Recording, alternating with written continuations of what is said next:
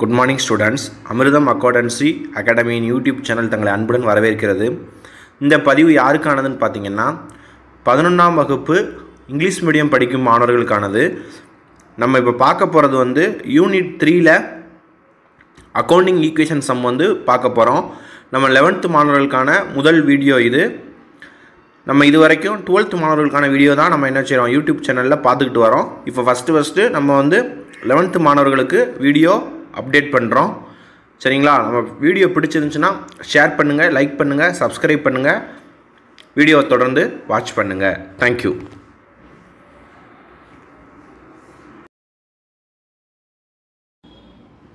Hello students, நம்ம இப்போ 11th accountancy புக்கில் பேஜ் நம்பர் 37 இல்லஸ்ட்ரேஷன் 2 வந்து பார்க்க போகிறோம். அதாவது எக்ஸாம்பிள் சம் 2 வந்து பார்க்க போகிறோம். அக்கௌண்டிங் ஈக்குவேஷன் வந்து ப்ரிப்பேர் பண்ண போகிறோம். சரிங்களா? சம்ம பாருங்கள். So the accounting equation on the basis of following transaction for Rani who is the dealing in automobiles. சரிங்களா? ராணியோட அக்கௌண்டிங் ஈக்குவேஷன் வந்து நம்ம ப்ரிப்பேர் பண்ண போகிறோம். ஹெட்டிங் பார்த்துக்கோங்க, இந்த books of Rani accounting equation. சரிங்களா? ஃபர்ஸ்ட் பாக்ஸில் வந்து டிரான்சாக்ஷன் எழுதிக்கிறணும். அடுத்து அசட் சைடு, அடுத்து வந்து லயபிலிட்டி சைடு.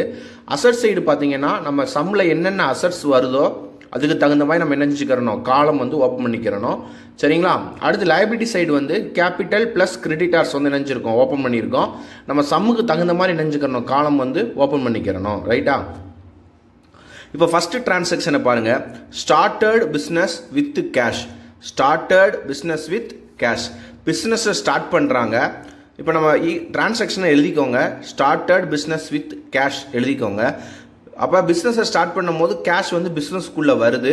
அதனால் கேஷில் போய் அதை நினச்சிக்கோங்க, ப்ளஸ் 80,000 சொல்லி போட்டுக்கிறணும். ப்ளஸ் 80,000 சொல்லி போட்டுக்கிறணும். ஈக்குவல் டு கட்டாயம் போடணும். ஈக்குவல் டு நம்ம வந்து அதை வந்து என்ன செய்யணும், அந்த கேஷ் வந்து என்னது, கேபிட்டல். பிஸ்னஸை ஸ்டார்ட் பண்ணுறதுனால கேபிட்டலில் போய் நினச்சிக்கிறணும், 80,000 போட்டுக்கிறணும். 80,000 ப்ளஸ் 80,000 போட்டுக்கிறணும். ஓகேங்களா? பணம் உள்ளே வந்துச்சுன்னா ப்ளஸ் போட்டுக்கிறணும். பணம் கோஸ் அவுட் ஆச்சு, வெளியில் போச்சுன்னா மைனஸ் போட்டுக்கிறணும். கேஷ் கம்சின் ஆச்சுன்னா ப்ளஸ் சிம்பிள் யூஸ் பண்ணணும். கேஷ் கோஸ் அவுட் ஆச்சுன்னா என்ன செய்யணும், மைனஸ் சிம்பிள் யூஸ் பண்ணணும். ஓகேவா?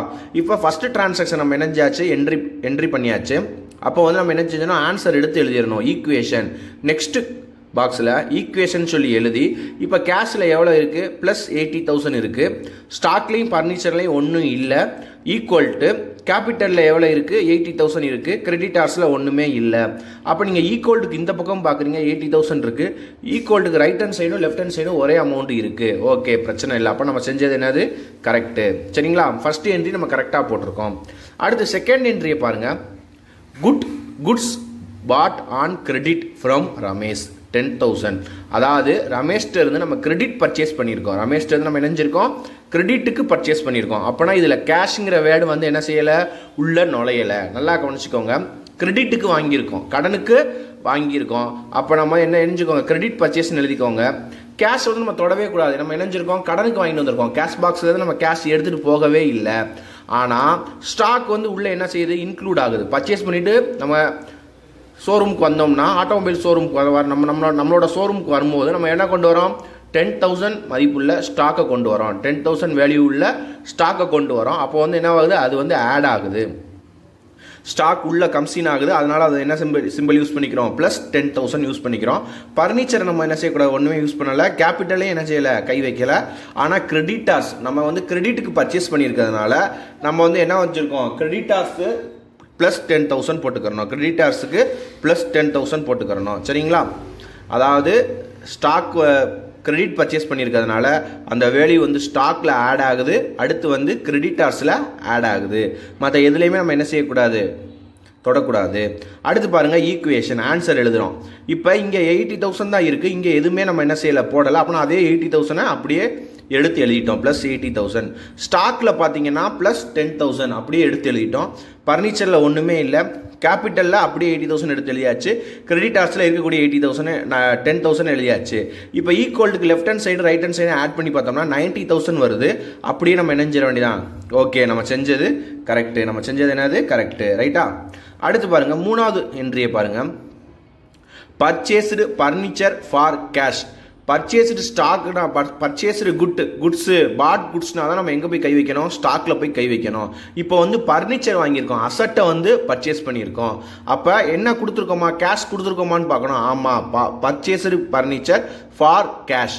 அப்போ கேஷில் வந்து இப்போ ஈக்குவல்ட்டுக்கு இந்த பக்கம் அந்த பக்கம் பார்க்குறீங்க. 66,000 இருக்குது, 10,000 76. இதை ஒரு 6 ஆட் பண்ணிங்கன்னா எவ்வளோ வருது, 76 82,000 வந்துடுது. இங்கே ஈக்குவல்ட்டுக்குள்ள ரைட் ஹேண்ட் சைடும் 82,000 வந்துடுது. 80 + 2,000 82,000 கிடச்சிருது. ரைட்டா? அடுத்து நம்ம அடுத்த என்ட்ரியை பாருங்கள். Purchased goods for cash. Goods வந்து பர்ச்சேஸ் பண்ணியிருக்கோம் ஃபார் கேஷ். அப்போ இந்த 2,000 எங்கேருந்து எடுத்து கொடுப்போம், கேஷ் பாக்ஸ்லேருந்து எடுத்து கொடுப்போம். Purchased goods for cash. அப்படின்னா 2,000 லெஸ் பண்ணிடணும். 2,000 லெஸ் பண்ணிடணும். -2,000 66லேருந்து 2,000 லெஸ் பண்ணி 64,000 எழுதிடணும்.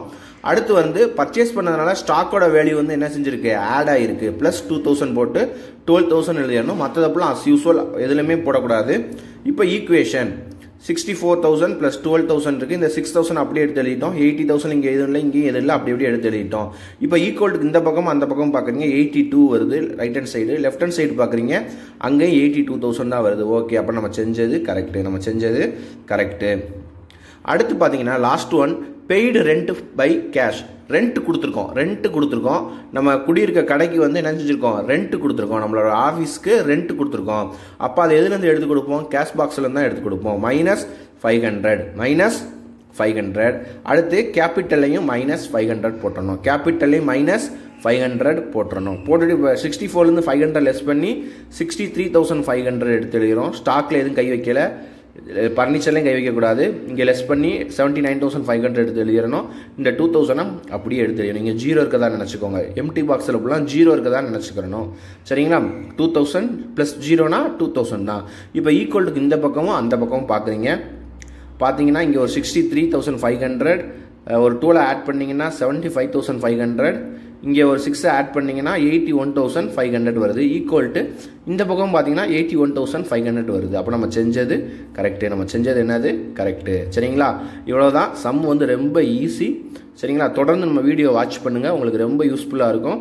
கட்டாயம் சப்ஸ்கிரைப் பண்ணுங்கள், லைக் பண்ணுங்கள், உங்கள் ஃப்ரெண்ட்ஸுகளுக்கு ஷேர் பண்ணுங்கள். Okay, thank you students, thank you so much.